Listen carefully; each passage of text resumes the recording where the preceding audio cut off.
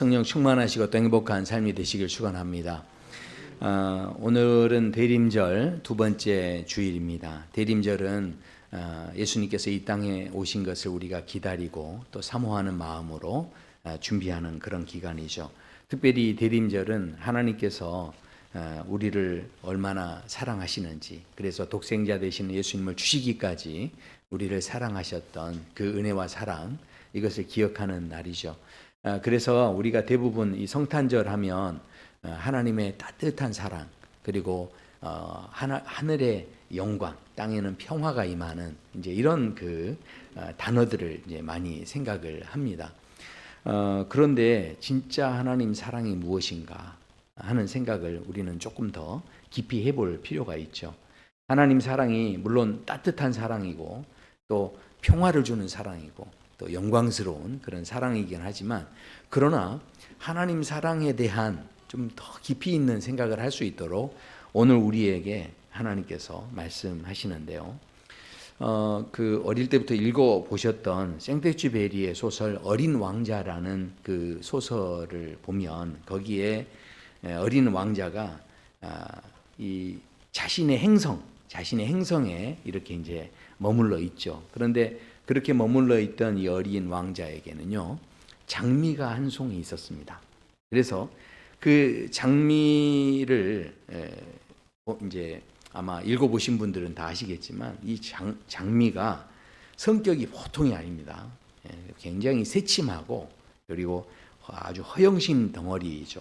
그래서 아침에 눈을 뜨자마자 왕자한테 말하기를, 아직 저는 잠에서 덜 깼어요. 막 하면서, 꽃잎이 오늘따라 이렇게 흥크러져 있어서 죄송하네요. 막 이렇게 이야기합니다. 자, 그러면 어린 왕자한테 뭐 해달라는 이야기죠? 흥크러진 머리 이렇게 입 좀 이렇게 관리해달라는 이야기죠.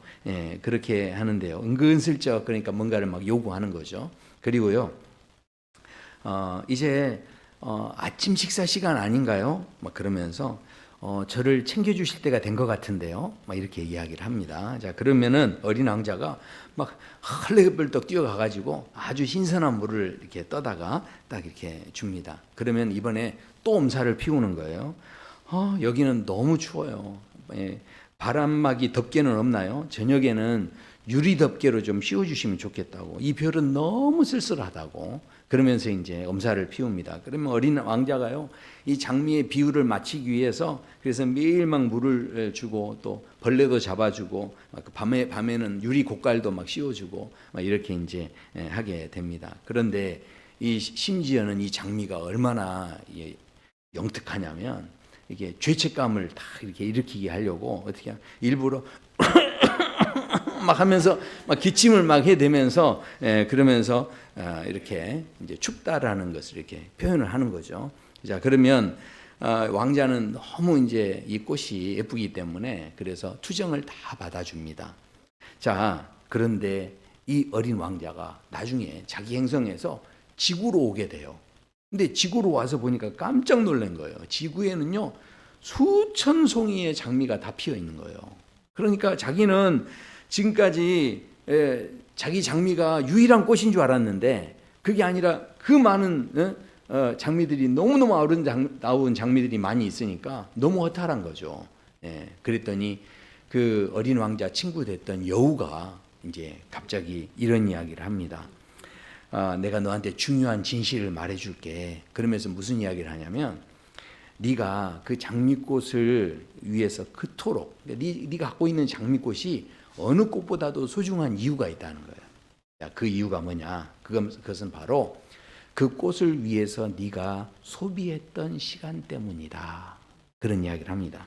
그러니까 여우가 무슨 말을 하냐면, 네가 그 장미를 위해서 물을 주고 또 바람을 막아주고 또 네가 불평을 들어주고 공들였던 그 시간 때문에 그 장미는 세상에서 하나밖에 없는 장미가 된 것이다. 그런 이야기를 합니다. 자, 그러니까 우리가 그 이야기를 들으면 다시 한번 생각되죠. 사랑이라는 게 도대체 뭐냐? 그것은 바로 시간을 소비하는 거다. 조금 더 정확히 이야기하면, 내가 좀 진짜 사랑을 하지 않습니까? 그러면 내가 막 귀찮아도요, 그걸 감수하고서 기꺼이 그 삶에 끼어드는 그런 간섭을 하는 거죠.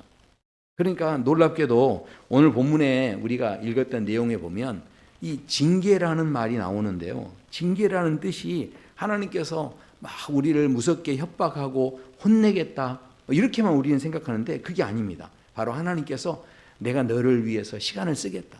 내가 너를 지금 그냥 내버려 두지 않고 내가 너한테 물도 주고 가지도 잘라주고 내가 지금 너를 좀 이렇게 간섭을 좀 해야 되겠다. 내가 네 삶에 좀 관여를 해야 되겠다. 이런 것이 바로 징계의 의미가 있다라는 것이죠.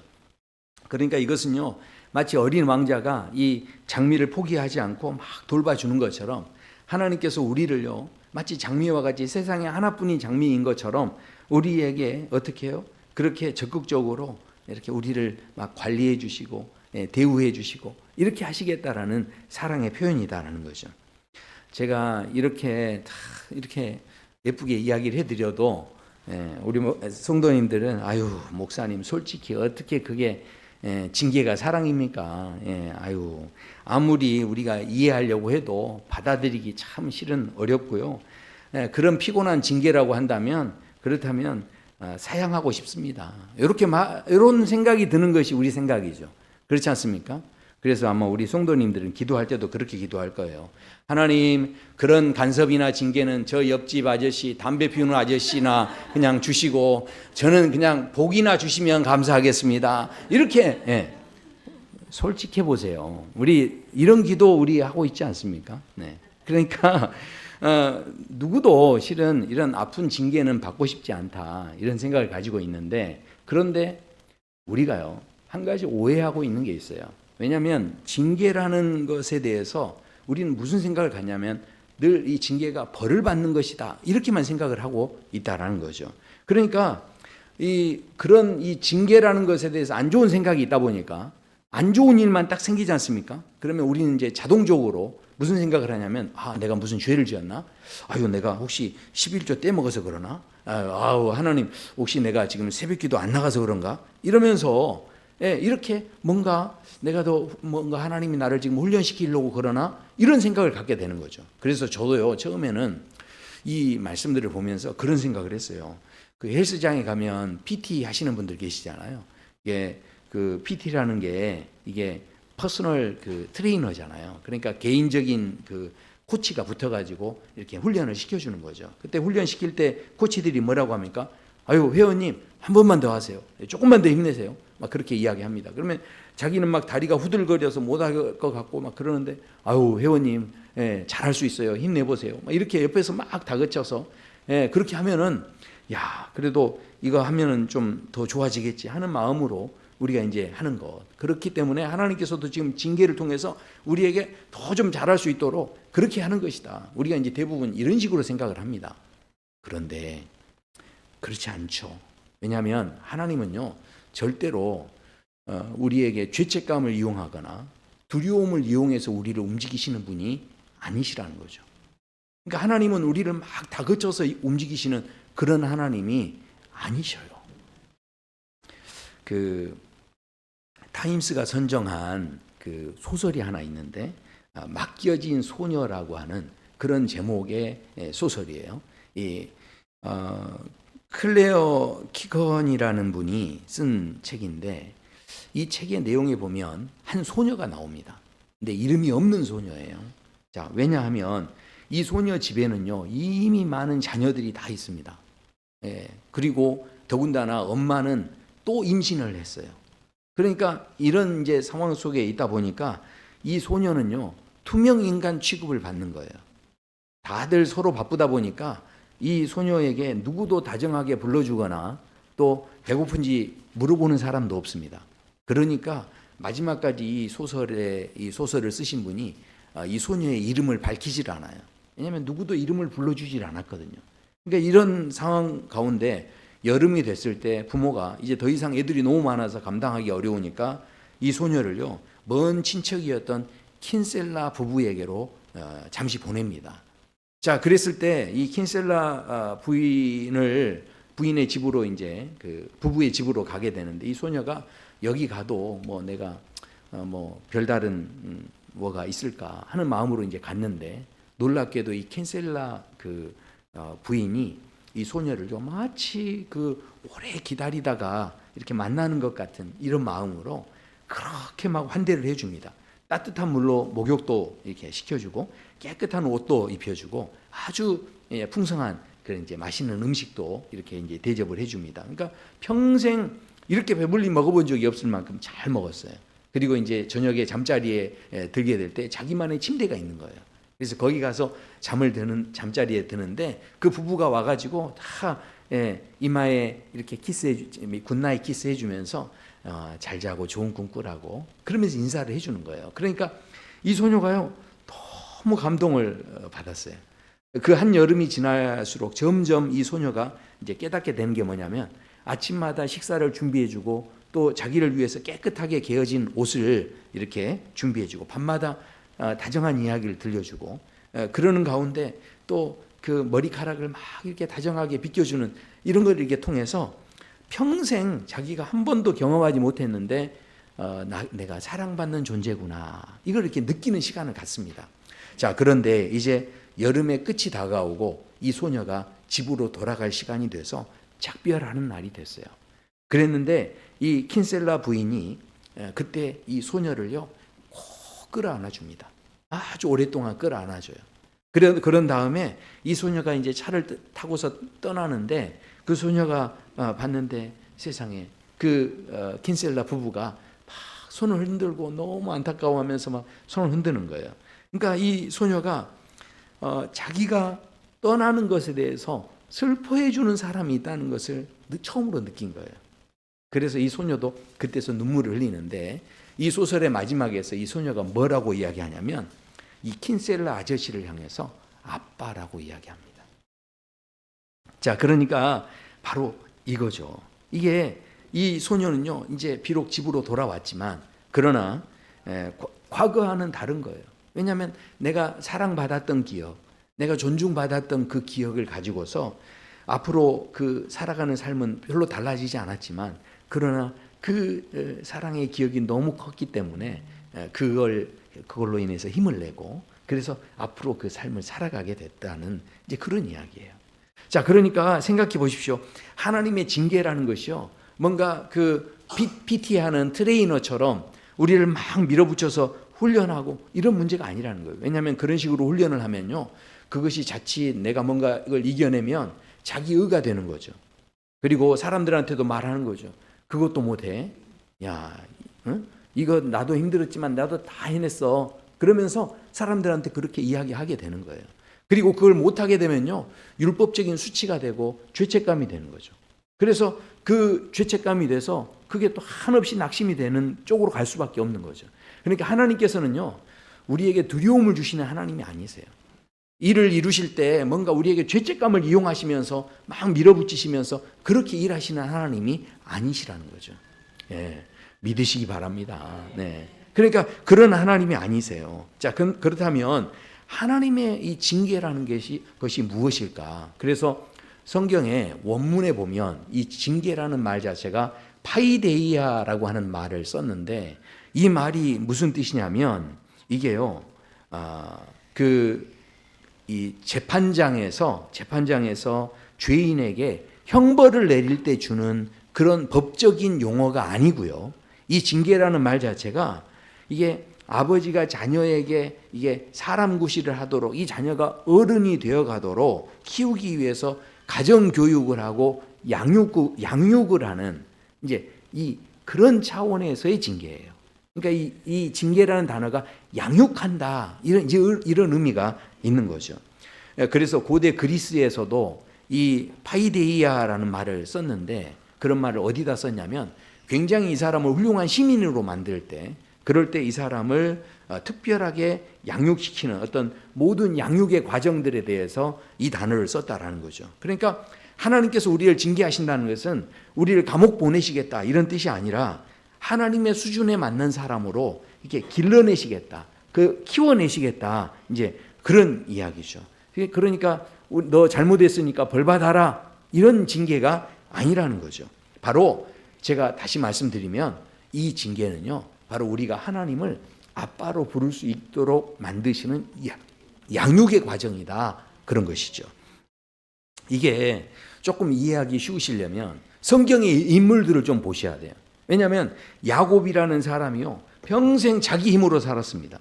그러니까 이 야곱이 자기 힘으로 살고 잔머리를 막 굴리면서 그렇게 이제 살았죠. 그래서 어떤 인간적인 꼼수를 가지고서 그렇게 살았는데, 그런데 그런 야곱에게 하나님께서 갑자기 찾아오세요. 찾아오셔가지고 어떻게 합니까? 찾아오셔서 갑자기 씨름을 합니다. 그러니까 저도 이 본문을 볼 때 좀 이상했어요. 왜냐하면 하나님께서 갑자기 찾아오셔가지고 야곱한테 씨름을 왜 하셨을까? 이런 생각을 실은 하게 되는데, 이 야곱이 막 씨름을 하면서 그때 하나님께서 이 허벅지 관절을 탁 치시는데, 자, 그래서 성경에서는 이것을 이야기합니다. 야곱과 씨름하다가 그 야곱의 허벅지 관절을 쳤다라는 거예요. 자, 무슨 이야기입니까? 평생 야곱이요 자기가 의지했고 자기가 막 능력을 가지고 자기가 노력해서 살아왔던, 도망치듯이 살아왔던 자기 의가 있고, 그 자아가 있어요. 근데 그 모든 자아를 이 허벅지를 치심으로 인하여서 딱 꺾어버리시는 이런 이제 징계가 임한 거죠. 이게 얼마나 아팠겠습니까? 그래서 이 야곱이요 다리를 막 절었겠죠. 그러나 이 다리를 절었던 이 야곱이 이것 때문에 망하게 된 게 아닙니다. 오히려 그 사건을 통해서 사기꾼 야곱이었던 이 사람이 이름이 바꿔지는데, 하나님께서 허벅지만 치신 게 아니고요 이름을 새롭게 바꿔주세요. 그러면서 그 이름이 뭐냐면 이스라엘이라는 이름으로 바꿔주십니다. 자, 생각해 보십시오. 만약에 하나님께서 그런 징계, 씨름을 하지 않으셨다면 야곱은 평생토록 그냥 에서만 피해서 도망다니는 쫄보 사기꾼이었을 거예요. 그렇게만 살았을 겁니다. 그런데 지금 하나님께서 태클을 거시고 이 야곱을 치셨기 때문에 바로 하나님의 사람이라는 새로운 정체성을 갖게 되어졌다라는 거죠. 야곱이 다리를 쩔룩거릴 때마다 어떻습니까? 그 쩔룩거림이 수치가 아니라 그것 때문에 하나님께서 나에게 일부러 찾아오셔서 나에게 씨름하게 하시고 그것을 통해서 나에게 새로운 이름을 주시는, 그야말로 사랑의 훈장이 되는 거죠. 세상 사람들이 보기에는 수치스러울지 모르지만 그러나 그런 문제가 아니었다라는 겁니다.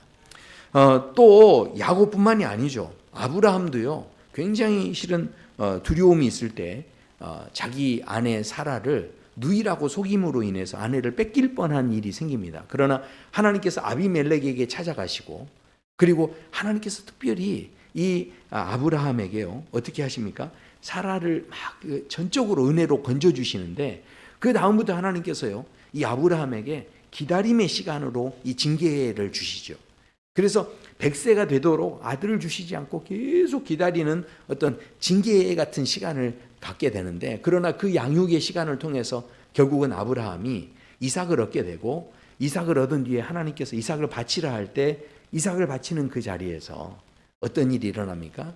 하나님께서 그를 양육하셔서 결국은 이삭을 그냥 하나님께 드리는데, 바로 그곳에서 하나님께서 내가 너의 삶에 여호와 이레의 하나님이다, 그런 하나님을 만나게 하시죠. 그래서요 여기 보면 여호와 이레의 하나님을 더 만나게 하셨던 하나님께서 아브라함의 삶을요 양육하시고 돌보아 가셨던 것을 보게 됩니다. 모세도 마찬가지였죠. 모세도 자기 힘으로 자기 그 마음으로 그렇게 민족을 구원하겠다 힘과 열정을 가지고 노력을 했지만, 그러나 그런 상황 속에서 결국은 살인을 저지르게 되고 미디안 광야로 도망을 가는데, 그런데 그 이후에 40년 생활은 그야말로 무명의 시간, 그야말로 징계를 받는 것 같은 그런 시간을 보냈죠. 그런데 그 시간은요 하나님께서 모세를 양육하는 시간이었죠. 나중에 떨기나무 불꽃 가운데서 하나님께서 만나주시면서 이제 뭐라고 만나주십니까? 야훼 하나님으로 만나주시고, 이제 더 이상 세상 의지하지 말고 나를 의지하라 하면서 하나님께서 만나주시는데요, 그때 야훼 하나님, 스스로 있는 하나님을 만나게 되죠. 생각해 보십시오. 우리가 마찬가지입니다. 우리가 인생을 살아가면서 우리도 실은 징계 같은 일을 만날 수 있어요. 내가 지금 징계를 당한다, 이런 일을 만날 수 있죠. 자, 그런데 이사야 선지자는요 우리가 받는 징계에 대해서 뭐라고 이야기하냐면 이렇게 이야기합니다. 그가 찔림은 우리의 허물을 때문이요 그가 상함은 우리의 죄악 때문이라. 그가 징계를 받음으로 우리는 평화를 누리고 그가 채찍에 맞음으로 우리는 나음을 받았도다. 사실 그 징계를 우리가 감당하지 못하니까 그 하나님께서요, 귀찮음을 감수하고서라도 어떻게 하십니까? 기꺼이 우리 삶에 끼어 들어와 주시고 독생자 예수님을 우리에게 보내주셔서 그 징계를 우리가 받아야 할 징계를 누가 받게 하십니까? 바로 독생자 되시는 예수님이 대신 받게 하셨다는 거죠. 그리고 그 채찍에 대신 맞게 하신 거예요. 그래서요, 오늘 이 히브리서 기자가 그런 이야기를 하는 겁니다. 그래서 히브리서 오늘 말씀 보면 6절에 주께서 그 사랑하시는 자를 징계하시고 그가 받아들이시는 아들마다 채찍질 하심이라. 결국 이게 무슨 이야기입니까? 징계받는 게 무슨 벌을 받고 훈련받는 게 아니라는 거예요. 이 징계는 무엇입니까? 바로 예수님이 받으신 건데 그것은 바로 이 징계를 통해서 바로 하나님을 아버지라고 부르게 하는, 그러니까 이 징계를 통해서 뭐 하는 겁니까? 이게 벌 받는 거나 훈련 받는 게 아니고 킨셀라 부부가 이 한 소녀를 이렇게 환대해 주시고 너는 충분히 사랑받을 자격이 있다. 너는 내 딸이야. 이렇게 사랑해 준 것처럼 지금 하나님께서 이 징계를 통해서 뭐 하신 겁니까? 독생자 예수 그리스도를 주시기까지 우리를 사랑하신다는 것을 알려주시기 위해서 이 징계를 허락하셨다라는 거예요. 그러니까 그런 의미에서 보면 이 징계는요, 훈련이 아닙니다. 이 징계는 벌이 아니에요. 바로 우리를 사랑하시는 하나님의 양육의 방법이다라는 것이죠. 자, 그렇다면 하나님께서 이 징계를 통해서 우리에게 무엇이 변하기를 원하는가? 우리는 대부분 이 징계를 벌로 생각하면 무슨 생각을 갖냐면 이것을 통해서 내가 죄 안 짓는 착한 사람이 되게 하시려는 하나님의 이제 생각이다. 이런 생각을 갖고 있죠. 그런데 그렇지 않습니다. 하나님께서는 이 징계를 통해서 우리가 뭐 하는 사람 되기 원하시냐면, 자, 냉장고 여는 사람이 되기를 원하십니다. 아니, 목사님 이게 지금 무슨 뜻입니까? 이렇게 생각하실 수 있는데, 자, 결혼한 자녀들이 집에 오면, 자, 어떻게 합니까? 친아들이 집에 이렇게 오면요. 저희 집도 저희 딸이 이제 출가했다가 이렇게 집에 오는데, 집에 오면요. 어떻게 하죠? 냉장고 문부터 엽니다. 엄마, 배고파요. 먹을 거 없어요? 이렇게 하면서 냉장고를 딱 열고 뒤지는 거죠. 그리고 다 꺼내 먹습니다. 그리고 어떻게 합니까? 또 갈 때는 그냥 안 가죠. 반찬으로 싸갑니다. 그리고 어떻게 합니까? 바쁠 때는요, 엄마 고마워요. 이런 한마디도 없이 그냥 쌩 하고 갑니다. 자, 그러니까 저희 딸이 그렇다는 게 아니고요. 아무튼 대부분 이제 자식들이 그렇다라는 이야기죠. 그러니까 어쩌면 자식들은 부모 등에 빨대 꽂고 사는 것 같아요. 부모님은 그런데 그렇게 하는 자식의 모습을 보면서 그렇게 또 흐뭇해하죠. 그렇지 않습니까? 그러니까 그런 모습을 보고 너무 좋은 거죠. 자, 그런데 생각해 보십시오.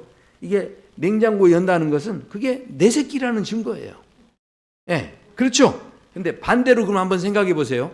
만약에 자녀가 집에 와가지고 그러는 거예요. 어머니, 냉장고 좀 열어보면 되겠습니까? 이렇게 만약에 이렇게 질문을 한다면 어떠시겠어요? 자녀가 와가지고 혹시 물 한 잔 좀 얻어 마시면 안 될까요? 이렇게 말한다면 어떠시겠어요? 그러면 부모가 아니 우리 애가 왜 갑자기 이렇게 눈치를 보지? 그러면서 마음이 얼마나 실은 아프시겠어요. 그러니까 지금요 이게 하나님께서도 마찬가지세요. 우리가 막 징계를 받을 때 이거 가지고 내가 뭘 잘못했지? 하나님 다음부터 안 그럴게요. 내가 이 벌을 제가 달게 받겠습니다. 그러니 한 번만 봐주세요. 이렇게 되기를 원하지 않으세요. 하나님께서는 이 징계가 우리에게 있을 때 뭔가 하나님이 우리를 양육하시는, 그래서 우리 막 가지치기를 하시고 우리의 삶을 그렇게 다가오실 때, 그럴 때 하나님께서 우리가 어떻게 하기를 원하시냐면 하나님 이거 너무 아파요. 아파. 하나님 배고파요. 밥 줘요. 하나님 저 진짜 힘들거든요. 좀 하나님 안아주세요. 이렇게 하기를 원하신다라는 거죠. 그러니까요 하나님이 원하시는 모습은 뻔뻔하게 냉장고 문을 여는 거예요. 이게 잘 생각하셔야 돼요. 성경에 실제로 이런 일이 있습니다. 성경을 많이 읽으셨지만 누가복음의 탕자 비유를 보시면요 거기를 잘 보셔야 돼요.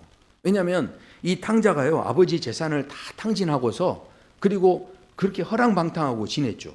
그런데 그 아들이요 집에 돌아오면서요 뭘 연습한 줄 아십니까?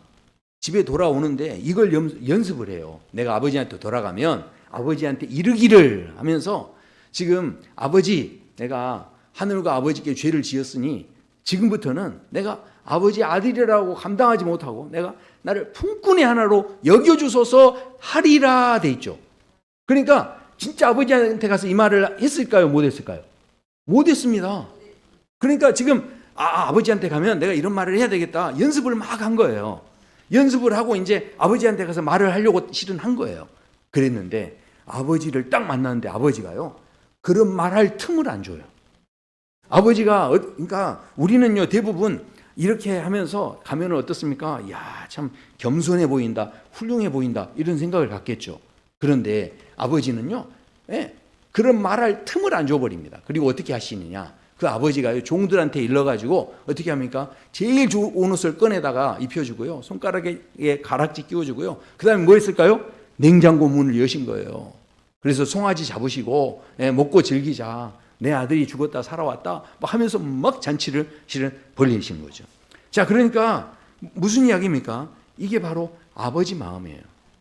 자식은 지금 눈치 보면서 아버지한테 왔는데, 그런데 눈치 보는 품꾼이 아니라 뭐가 되기를 원하십니까? 뻔뻔하게 냉장고 문 여는 아들로 오기를 원하시는 거예요.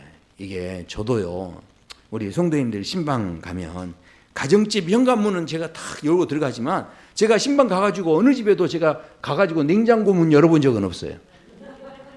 왜 못 열까요? 저희 집이 아니니까 제가 어떻게 가서 냉장고 문을 열겠습니까? 자, 그런데 생각해 보십시오. 교회 냉장고 문은 누가 열까요? 그거는요, 사랑누리 교회 성도들이 문을 여는 거죠. 어디 다른 교회 성도들이 와서 문을 열겠습니까? 못 여는 겁니다. 그러니까 냉장고 문을 연다는 것은 뭐냐면, 이 교회가 내 교회라는 마음이 있으니까, 그 확신이 있으니까 여는 거죠. 마찬가지입니다. 천국 문은 천국 냉장고는 누가 열까요? 그거는 친자식만 여는 겁니다. 그러니까 예수님의 십자가의 그 사랑으로 하나님의 친아들이 됐다라고 그것을 믿고 있는 사람만 천국의 냉장고 문을 열 수 있다라는 거죠. 그래서 요한복음 14장 2절에 보면요, 내 아버지 집에는 거할 곳이 많도다, 그렇게 말씀합니다. 내가 너희를 위하여 거처를 예비하러 간다라고 말씀을 합니다. 본문 8절에도, 그래서 오늘 8절에도 보면 이렇게 말씀하세요. 징계는 다 받는 것이거늘 너희에게 없으면 사생자요 친아들이 아니니라. 무슨 이야기입니까? 징계를 받는다는 것은, 그것은 우리를 양육하신다는 건데, 그것은요 결국은 우리를 친아들로 대우하신다는 이야기죠. 자, 그렇다고 한다면 이제 우리가 이것을 제대로 안다고 한다면 오늘 우리가 읽었던 4절의 말씀이 좀 새롭게 해석이 됩니다. 왜냐하면 이 4절에 이렇게 되어 있거든요. 너희가 죄와 싸우되 아직 피 흘리기까지는 대항하지 아니하고. 저는 이 말씀을 보면서 어떤 느낌을 받았냐면, 그 운동선수라든가 그 코치들이 보면 훈련을 시킬 때, 또 군대 가서 이렇게 훈련을 할 때 보면은 어떻습니까? 야야, 엄살 부리지 마, 아직 피는 안 났잖아, 그러면서 어떻게 합니까? 더 뛸 수 있어 하면서 그렇게 이제 다그치지 않습니까? 그러니까 지금 우리가 죄하고 싸울 때 그 정도는 피를 흘리기까지 싸워야 한다, 이렇게 실은 생각을 했어요. 그러나 이 본문을 쭉 이렇게 보는데 하나님께서 그 마음을 주시더라고요. 바로 이 말씀은요, 그렇게 우리를 다그치시는 말씀이 아니고, 이 말씀을 통해서 뭘 이야기하시냐면, 너희들이 지금 싸우는 번지수가 잘못됐다, 이걸 알려주시는 거예요. 그러니까 지금 뭘 하는 겁니까? 우리는요 늘 엉뚱한 대상하고 싸우는 거예요. 왜냐하면 하나님 왜 나한테 이런 일이 생깁니까? 하면서 이웃 사람하고 싸우고요. 어떻게 합니까? 왜 내 자존심 지키기 위해서 피터지게 싸우는 거예요. 그러니까 우리가 싸우긴 싸우는데 다 뭐 싸우는 겁니까? 엉뚱한 거하고 싸우는 거예요. 엉뚱한 거. 그런데 생각해 보십시오. 하나님께서는요 엉뚱한 곳에 힘을 빼지 말라는 거예요. 우리가 진짜 싸워야 할 게 있는데, 그게 뭐냐면 바로 냉장고 문을 뻔뻔하게 열어야 되는데 그걸 못 열게 하는 두려움이 있어요. 우리 안에 있는 이 두려움, 그 문을 못 열게 하는 두려움, 그거하고 싸워야 하는 거죠. 그러니까 마귀는 계속 우리에게 그런 죄책감을 주는 거고요. 그러니까 하나님께서 나를 사랑하지 않는 것 같아 속삭이면서 의심하게 하는 마음, 그것과 싸워야 되는 거죠. 그러니까 우리가 진짜 싸워야 할 것은 그 죄는 뭐냐면 바로 우리를 낙심하게 하는 거고요. 우리를 그 옛사람에 묶어두는 거고요. 우리의 인생의 발목을 잡는 거죠. 그러니까 그것과 싸워야 하는 거죠. 예수님께서도요, 겟세마네 동산에서 피땀을 흘리시죠. 예수님이 진짜로 피를 흘리시기까지 싸우세요. 근데 로마 병정들하고 싸웠나요? 아닙니다. 예수님께서 그 피를 흘리시기까지 싸우는데 그 제자들한테 막 혼내시면서 제자들하고 막 말다툼하고 그러셨나요? 아닙니다. 그때 피땀을 흘리시는데 그 사람들을 바라본 게 아니었고요. 그 자리에서 뭘 하십니까? 기도하시면 돼. 할 수만 있으면 이 잔을 내게서 옮겨 주시옵소서. 그러니까 예수님을 두렵게 하는 그 마귀가 있는데 그 두려움과 싸우신 거예요. 그러니까 예수님께서 그때 기도를요, 점잖게 기도를 하신 게 아니에요. 그래서 뭐가 흐릅니까? 피땀이 흐르도록 그렇게 싸우시는데 뭐 하신 거죠? 하나님 앞에서 마치 냉장고 문 여시면서 하나님, 나 이거 싫어요. 아버지, 나 이거 싫어요. 다른 방법 없어요. 이 잔을 옮기시옵소서 하면서 그렇게 막 하나님 앞에 다 솔직하게 이야기하는 거예요. 왜냐하면 친아들이니까 그렇게 이야기할 수 있는 겁니다. 그리고 마침내는 기도로 승리하셔서 어떻게 하십니까? 십자가를 통해서 우리 모두에게 천국의 냉장고 문을 다 우리가 떳떳하게 열 수 있는 길을 열어버리신 거예요. 자, 그러니까요, 생각해 보십시오. 오늘 예수님께서 오신 이 대림절 두 번째 주간인데, 그런데 예수님께서 이 땅에 오신 이유가 뭡니까? 바로 우리가요, 떳떳하게 뻔뻔하게 이 냉장고 문을 열 수 있도록, 천국의 냉장고 문을 열 수 있도록 그렇게 우리에게 예수님께서 은혜를 주셨다라는 거죠. 그래서 갈라디아서에 보면 사도 바울이 그렇게 이야기합니다. 이 예수님을 우리에게, 이 아들을 우리에게 보내신 사건은 결국은 우리가 하나님을 아빠, 아버지라고 부를 수 있게 하도록 하시기 위한 것이다. 그렇게 말씀을 합니다. 이것이 예수님이 오신 이유라는 거죠. 우리가 격식 차리면서 전능하신 하나님 아버지 이렇게 부르는 게 아니라 바로 그렇게 뻔뻔하지만 하나님을 아빠라고 부를 수 있도록 그렇게 길을 열어 주셨다라는 거죠. 그래서 로마서 8장에도 말씀합니다. 무릇 하나님의 영으로 인도함 받는 사람. 우리가 지금 교회에 와가지고요, 와서 하나님, 내가 뭔가 잘못해가지고 하나님 나 또 벌 주시면 어떡하나? 지금 이렇게 앉아 있는 게 아니에요. 우리는 무서워하는 종의 영을 받지 않았다라고 말씀합니다. 우리는 바로 하나님의 아들의 영을 받은 사람들이에요. 그래서 그 하나님을요, 이제 아빠라고 부를 수 있게 하셨다라는 것이죠. 제가 설교를 시작할 때 어린 왕자와 이 장미 이야기를 드렸어요. 자, 그런데 생각해 보십시오. 바로 하나님께서는 저와 성도 여러분을 장미처럼 생각하고 계시는 거예요. 우리가요, 유리 덮개 좀 씌워달라고 징징거려도, 그래도 벌레가 무섭다고 막 투정을 부려도 하나님께서 어떻게 하시는 거예요? 그걸 기꺼이 그 귀찮은 것을 감수하시고라도 어떻게 하시는, 벌레도 잡아주시고 우리의 삶에 끼어들어가지고 가지치게도 해주시고, 그렇게 하시려는 마음이 있기 때문에 누구를 보내신 겁니까? 그 귀찮은데도 예수님을 보내신 거예요. 그러니까 생각해 보십시오. 우리가요, 지금 삶이 고달프고 또 실은 건강 문제도 있고, 또 어떤 분들은요 재정 문제도 있고, 어떤 분들은 자녀 문제도 있고, 어떤 분들은 관계 문제로 우리가 힘들 수 있어요. 왜 내 인생에는 자꾸 이런 일로 누가 태클을 걸어? 이렇게 생각할 수 있습니다. 그러나 오늘 말씀은 우리에게 낙심하지 말라라고 말씀합니다. 왜냐하면 그것 때문에 우리가 이제 뭐 하게 되는 겁니까? 천국 냉장고 문을 열게 되는 거예요.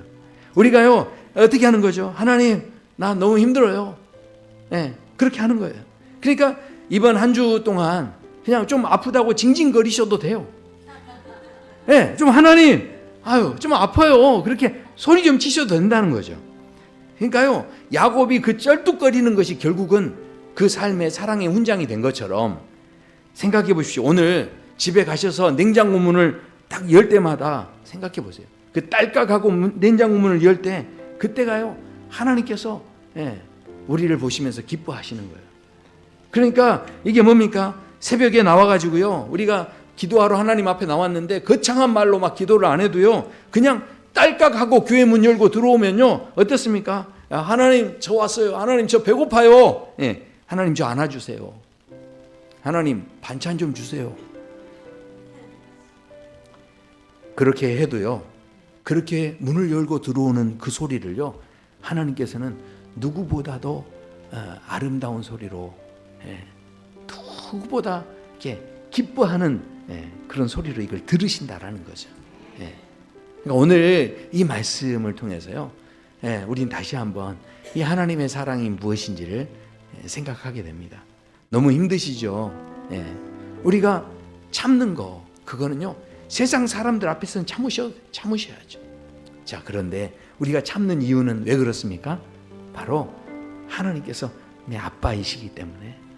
그래서요, 다른 데서는 참으시더라도 하나님 앞에 나와서는요, 어떻게 해요? 냉장고 문을 여셔야 돼요. 하나님 그걸 너무 기뻐하실 겁니다. 우리 함께 찬양하시겠습니다.